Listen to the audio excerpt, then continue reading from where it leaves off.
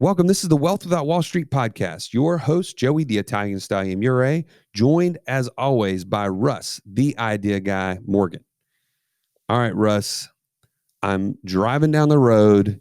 I am tuned into Wealth Without Wall Street because I have to figure out how to create cash flow. Why do you think people are thinking that right now? Well, I think because we have so many things pulling at us. We have jobs, we have kids, we have the kids' activities. There is an endless amount of things that we need to do. But in the back of our mind, we're like, we got to create this passive income that Joey and Russ keeps talking about. And I don't know exactly how to do that. I got some money, but I don't necessarily have the time to research every stinking thing or go do everything they're telling me about. Well, I know that I can't keep doing the same things I've always done and expect a different result. I need something fresh. I need something new.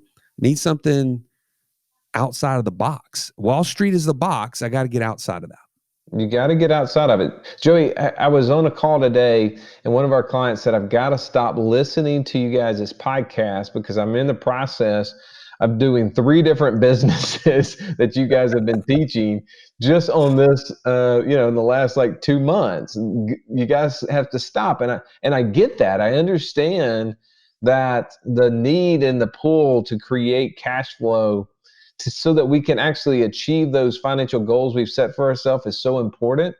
And I think it's good, Joey, that we have episodes like today, is that if this is the path that we choose, because remember our 4-step process, get clarity, take control, pick your course or your path, and then start creating a life that you really want to live, right? So today we're going to show you a path, and this path is not for everybody, but it is one that can create cash flow. And I think that's an answer to a lot of questions we've been having lately coming from you as a listener.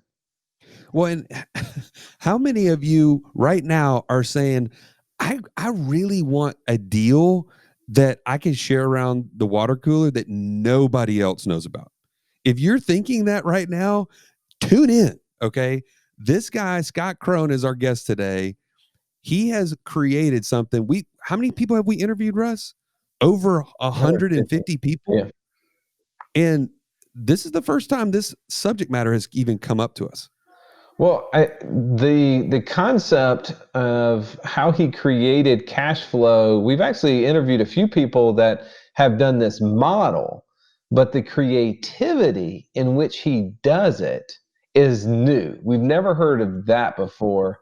And I love the fact that he actually has an architect's background, started working with a development company, and then figured out that there was a need, and he figured out a way to solve the problem through that need. So let's don't spend any more time on this. Let's jump into this interview with Scott Krone from the Coda Management Group.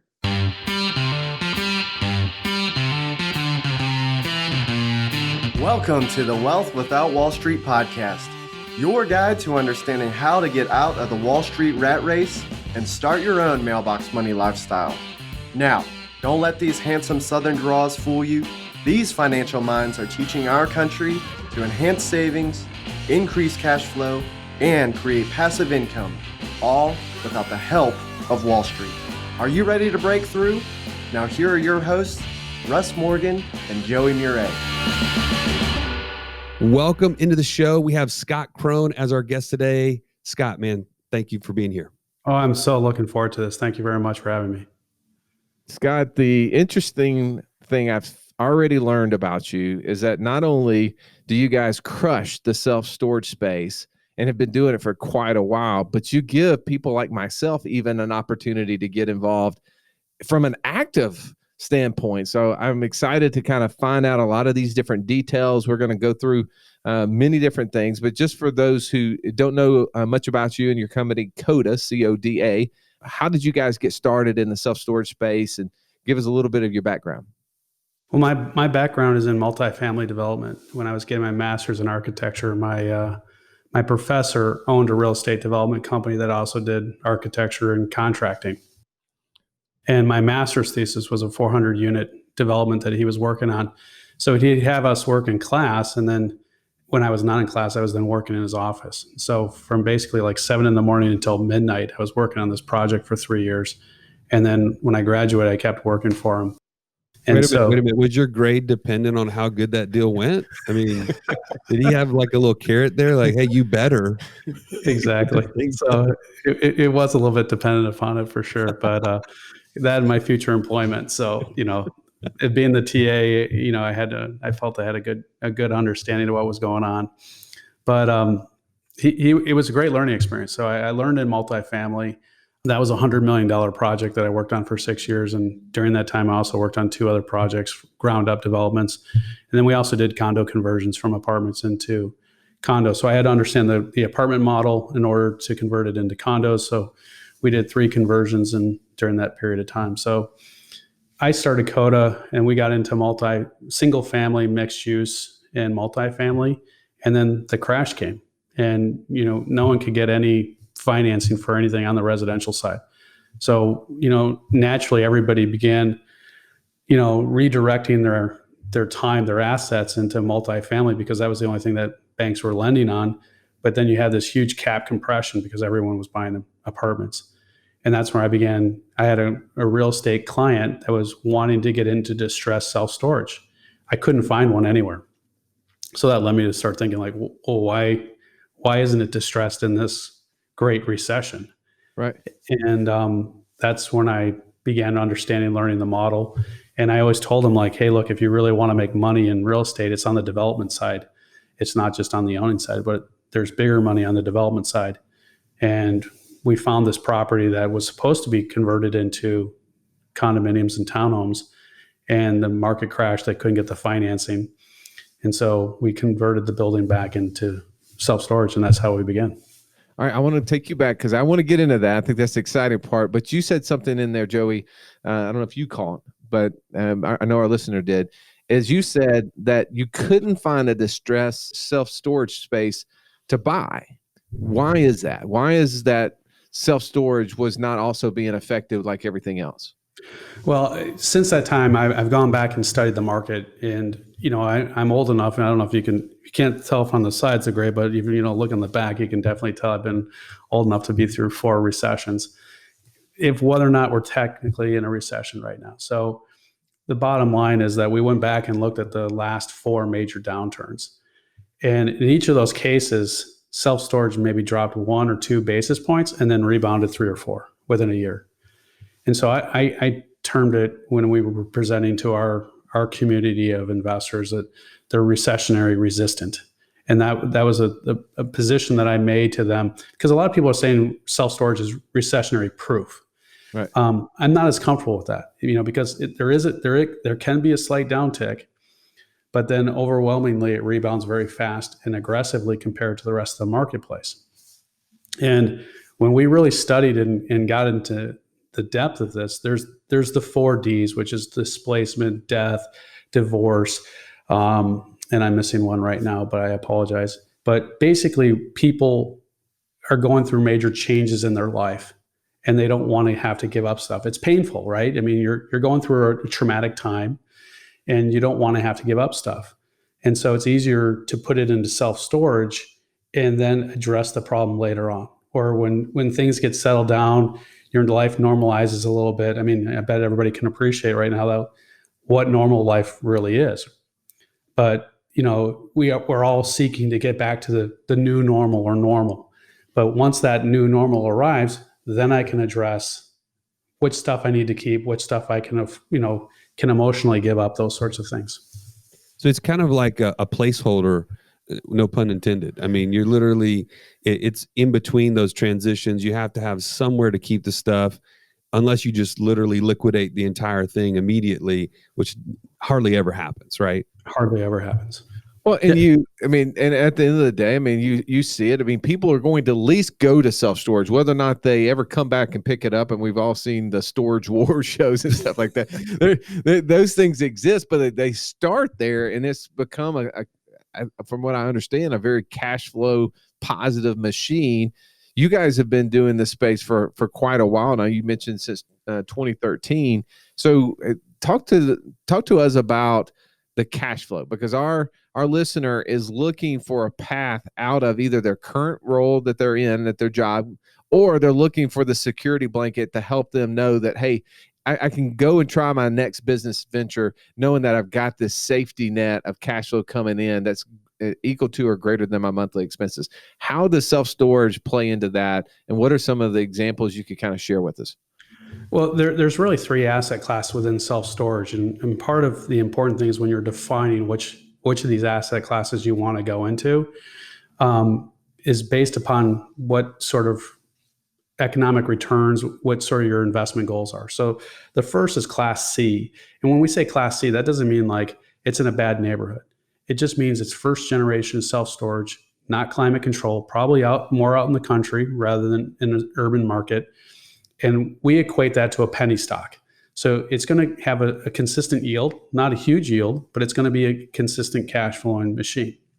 We have friends that operate theirs literally on a flip phone. And their predominant attitude is, I don't like people. I don't want to deal with people. So they can call my flip phone and I'll have the locker ready for them. And I don't want to ever deal with them. I mean, right. That is as simplistic as the model can possibly get, right? Right. Class B is that version, newer, closer to the urban markets, and might be climate controlled. So you're dealing more in suburban rather than rural, but it's predominantly still drive up. And that is like a blue chip stock. It will do well in a good or bad economy and just have a consistent yield. It will just be like a cash machine. Then the Class A is what we're dealing with, is when in urban areas where there's new facilities where you're actually driving into the facilities, they're all climate controlled. So you're dry, safe, and secure when you're unloading it. And it's either in a new building or a rehabilitated building. And all of it is enclosed inside the existing structure. And that's where we say that's like a growth stock. You're going to get appreciation as well as cash flow. So that brings us to the idea you said that kind of spurred you on, was rehabilitating a space that was going to be turned into condos. Is that what you said? Right. But then you actually turned it into self-storage? Correct. Okay, I'm having a hard time even visualizing what that looks like. Could you explain maybe how that deal looked? Sure. Well, I'll take one that we're doing more recently because I think it'll be easier to visualize. We're doing one in Dayton right now, and with my background of multifamily, we began designing every multifamily building based upon the parking. So the underground garage would be based upon the parking structure in terms of the bays. The width of the bays would be based upon two different parking spaces. The depth of the bay would be based upon a car. The driving alley would be the next column bay, and then you have another parking. So the whole unit density was based upon how many cars we could get into the basement in order to accommodate the parking loads. So we literally designed the building from the basement up rather than from the top down. So this building in Dayton, the column layout couldn't accommodate parking at all because it was so irregular that there was no efficiencies within the parking. Your driving aisle was too narrow. Your parking bays were too wide, so you couldn't get two cars in there. It was like you'd only get one. And so it just didn't work. So they could never put condominiums in that building because they didn't have any extra parking. They didn't have any other land for parking. So if they couldn't get it in the building, then there was no way to have apartments. So the building was sitting vacant and empty. And that's where we came in and, we need 4 parking spaces. Right. And 2 of them we can drive into the building. So it's like, we just need 2 outside. So we could accommodate that. So we were easily able to convert the building into self-storage. It was zoned for self-storage. We didn't have to ask for a zoning variation. And as a result of it, we could convert the entire building into self-storage versus apartments. Wait, so what was it before you bought it? What was it being used for? It was empty.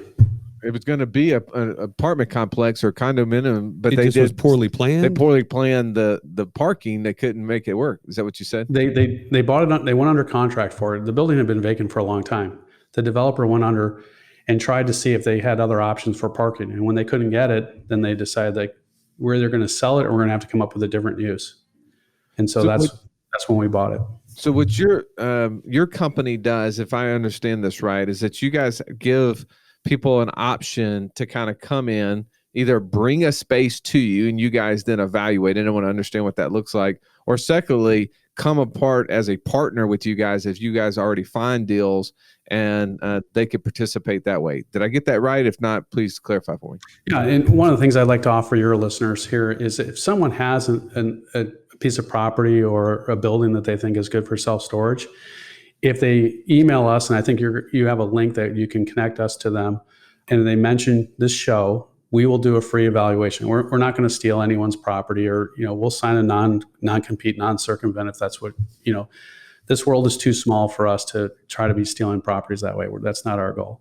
So if someone comes to us and say, hey, is this a good deal? We'll first help them evaluate whether or not the property is good for self-storage. And we look at density, we look at population, we look at market saturation, we look at economics, we look at zoning. We'll look at a bunch of different things to determine whether or not it's even viable to go forward with it. And then the second thing that we have is when we identify a property, then we have investors come alongside us that participate in our deals. All right. So if you want to, if you do have a property in mind, Jay, I'm thinking of a couple right now, and you want to reach out to Scott and his team, it's wealthwithoutwallstreet.com/CODA. That's CODA. And we'll have the link available to it. Also, and Scott's going to be coming back next week and giving us time to kind of see what all that even looks like and doing a live Q&A. So I think you'll want to participate in that as well. Yeah. So walk us through just the very first opportunity where when someone comes to you, they're hiring you essentially as like a consultant to tell them the viability of the project. And then do you also help them with, are there options for financing and things like that? Or do you just stop at just evaluating the project?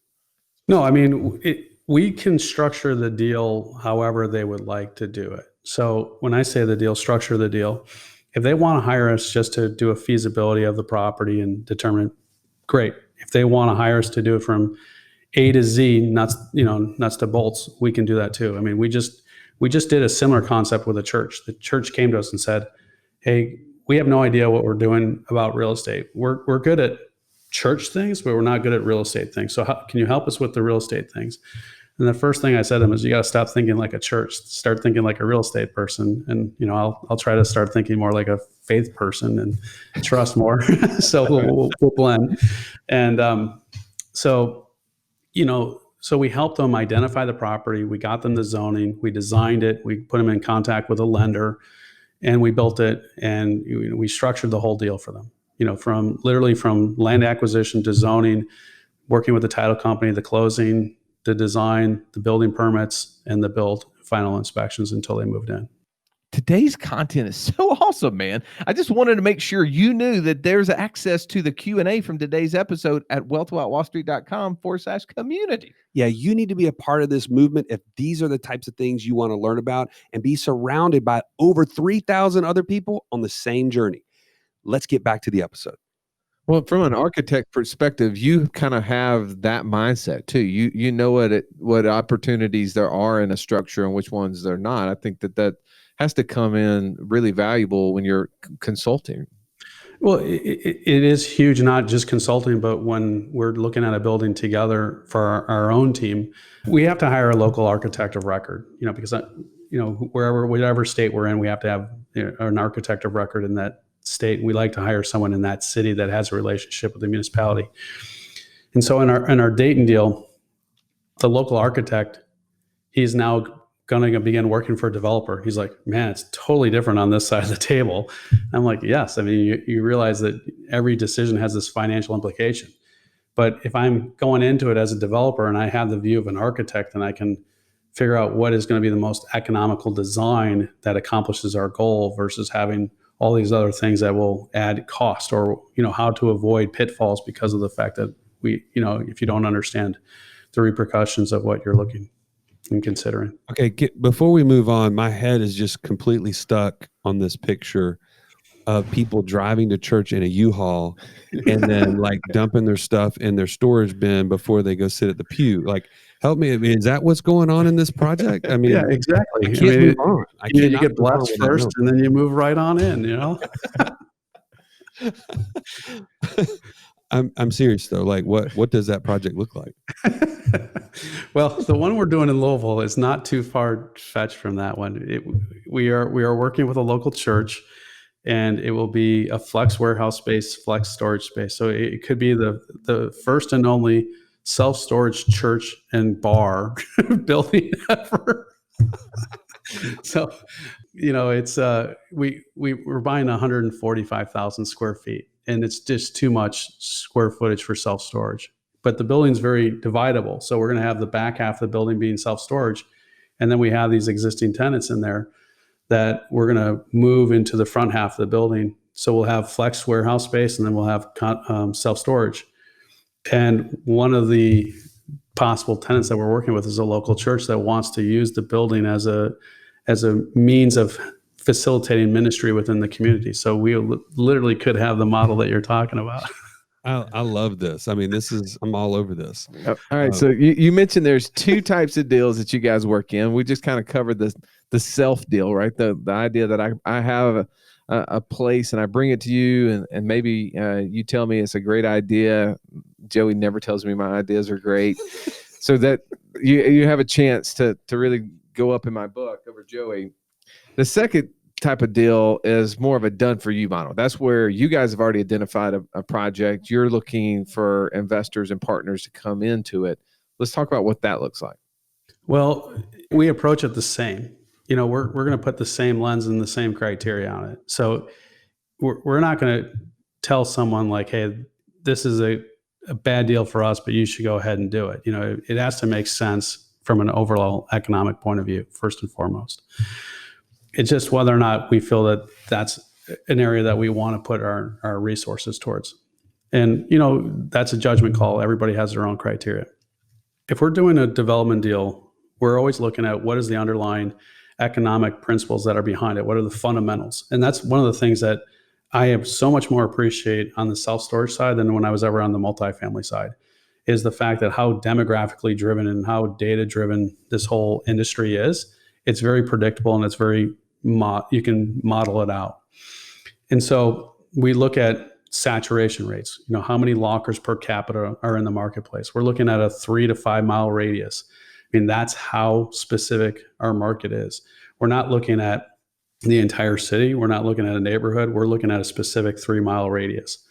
And so we will study that. We will study how many renters there are, what the population is. We'll study, what the median income is, what the household income is, because that will help determine what size lockers we put in. And then we look at the zoning, and then we'll look at, does the building lend itself to this use? And then on top of that, what other economic benefits that we can apply? So for instance, our project that we just opened up last week in Wisconsin, we got $1.5 million of historical tax credits. The building was deemed historical. We went through that process. And so now we're giving back our investors the equivalent of $1.5 million of historic tax credits. Other properties that we're opening up one in Toledo this week, and then the Dayton one, and then the Louisville one, they're all in opportunity zones. And so we created the first opportunity zone that was funded. And we also had an entity called PACE Financing that helped increase the capital stack. And so we're looking at different ways in how we can enhance the capital stack. So we've sold off cell towers. We've sold historical tax credits, opportunity zones, PACE financing. These are all ways in which we can, structure or enhance the capital stack for our investors' benefit. But so even back up to even simpler, someone wants to join you on a deal. The only thing they're being asked for is equity on the front end on a deal. Is any portion of the project then financed through like a traditional bank? And what are those limits that you're typically looking at? How does that work? So they are funded by banks. The one in Wisconsin was an SBA. The one in Dayton is just a local Ohio bank. The one in Toledo is a credit union, a consolidation of credit unions in Toledo. But are they like 70% loan to value, typically 60, 80? Yeah, 70%. Okay. And then we'll layer in the other 30% between equity and PACE, if we can, if it's in a PACE qualified state. And within the Toledo, Dayton, and Louisville, part of that equity capital stack, we have our opportunity funds. So we created an opportunity fund, actually 2 of them for our investors, because we found out our properties weren't in the zones. And we said to our investors, hey, they're in a zone. Would anybody want to have the ability to invest in an opportunity fund? And the first one, 3 people raised their hands and they said, we'd love to do it. What's it going to cost us? And we're like, we're not going to charge you anything for it. We'll just do it for you because you're obviously already investing in our project. We're not going to use it to make money off of you. We're just going to do it to help you. Gotcha. And then that Christmas they came back and said, when are you opening up your next fund? We have more money. So that's how it grew. And then each investor, do they get like monthly dividends, or like how does the actual structure of a deal look like? I mean, not necessarily every one, but in general, how do they get paid back? Well, everybody is an owner in the company. So they're a member and they have a percentage of the ownership of the company. So whenever there's a distribution of cash, they get that percentage of it. So the first thing we try to do is always return equity first. So that way they stay in the deal. Most developers buy out their partners at that point in time. We keep ours in the deal. So that's one significant difference between us and others. And so if we cash refinance, they get that percentage of it. If we have a cash distribution from cash flow, they get that percentage of it. And then when we sell, they get the same percentage. Well, I think obviously there's just so much, Joey, in self-storage that you can get involved in, and we're seeing cash flow on both sides of the space. I love the fact that you said it's recession resistant. There was a downtick, but they're in the preceding year, I see you probably see an increase, and that's probably correlated to, I mean, again, people fall down the ladder, right? When things happen, people fall down the ladder. So you might have some people that have stuff in your storage facility and they lose their job. So then that's when you lose them as renters. But then at the same time, the group above them lose their job and they're having to downgrade or change spaces. I'm assuming probably leaving a house, maybe going to an apartment, maybe going to a trailer, something like that. And so then there's extra furniture that has to go somewhere. And that's probably the pickup that you see, because it's always the one at the bottom is usually the one impacted first, and then it's that trickle down effect. Well, Scott, I want to definitely come back to this and have more questions specifically from our listeners who are going to ask you questions of how they would get involved, right? Can they bring you a deal and then even maybe be partners with you in it? Have you had anybody do that with you guys yet? We have. And, we just looked at one recently, like I think last month, and, we told them not to buy the building. We would highly recommend not buying the building. Wait a minute. So people come to you and say, this is the perfect spot for what you're saying. And you say, don't do it. Exactly. So, it was this building that had been unimproved for 4 years or 5 years. It was permitted for self-storage and the developer didn't move forward on it. And our client was absolutely convinced that, one, that they could buy it, and two, that it was going to be the perfect building. And we looked at current pictures of it. He got in the building and showed us pictures of it, and there's water infiltration and eroding of concrete structures, and there's life forms growing up on the roof. And I mean, it was just the building. It was like the worst shaped building we've ever seen. And we said, we don't care. You could get this building for free, and you would still lose money. So please don't buy this building. So I gotta imagine, and maybe you can speak to this really quickly as we land the plane, but how big is this opportunity coming at us right now from a standpoint of commercial space? Seems to be, I feel like it is overbuilt, and now it's starting to even become like less and less businesses are going to take these commercial spaces. So it's going to leave a lot of vacancies. Am I right in that? Are you seeing that same trend, that maybe there'll be a solution for some of these large box places that are just sitting empty and vacant right now? Well, it's just not commercial. It's also retail. I think when people associate commercial, they think of office, and there is going to be a need for that. I mean, obviously, the way in which businesses are using buildings is changing dramatically. In fact, I was just on a president's symposium earlier today, and everyone was saying how the need to go back in the office has diminished dramatically. I don't think we can totally move away from the office. I'm not convinced of that. I think the tech companies that think that they got it all figured out, that because they're used to that sort of format. But so much of business is just collaboration of ideas and people being actually in dialogue and physical contact with one another. I don't think you can totally take it away. But the way in which it is changing. There's no doubt about it. And the same with retail. The hurdle is whether or not the local municipalities are going to be equally receptive. Even in Dayton right now, despite the fact that the building literally sat vacant for 40 years and, couldn't be developed anything else and was zoned as a right for self-storage, they've been pushing against us. They've tried to withholding our PACE financing. They've been doing other things in order to try to block our ability to do this as of right, which we're permitted to do. And so, it's not the sexy, real estate play that everyone, like, oh, I'm in commercial, I'm in, whatever. It's the stepchild. It's off on the side. It's like the Cinderella, like, you only come to the ball when we don't think you're going to go to the ball, right? And but it has the big returns. I mean, one of the things you did ask is how does it compare to multifamily? When I was doing that $100 million project, that was 400 units. So 400 units for $100 million in revenue. And our cost basis was equally as high. I mean, it was, staggering how much money we had to put into this building.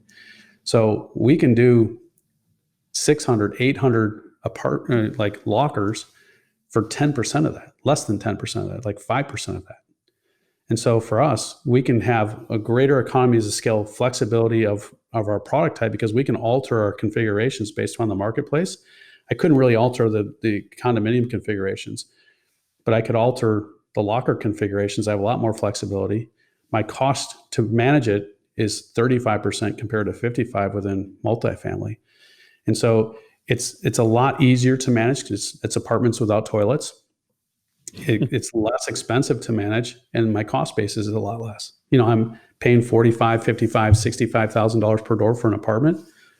We're paying like, a couple of $1,000s for a locker. No, that totally makes sense. And then if everything goes bad, you hire a local TV group to come and broadcast the storage wars at your new facility, right? So, well, Scott, thank you for coming on the show. This is super insightful and interesting for us to kind of learn more ways that we can create passive income streams so that we get closer to our objective, which is living a life that's worth living. And I love the fact that we had a chance to kind of hear your viewpoint from it and how they can get involved in it. And again, if you want to take Scott up on either the Q&A, or if you do have a facility and you think it may be a good idea and you want to get Scott's quick opinion on it, you can go to wealthwithoutwallstreet.com/CODA, that's CODA, and make sure you mention Joey and I as the one who sent you there, and Scott will give you 15 minutes to try to sell him on how good your deal is. We'll give you a little bit more than 15 minutes, I promise. All right, Scott, thank you so much for coming on, and look forward to having you next week on the Q&A. Sounds good. I appreciate it. Thank you very much. This has been the Wealth Without Wall Street podcast. Don't forget to subscribe to the show to break free of the Wall Street mindset and begin building wealth on your own terms in places you understand so that your wealth will never run dry. See you next episode.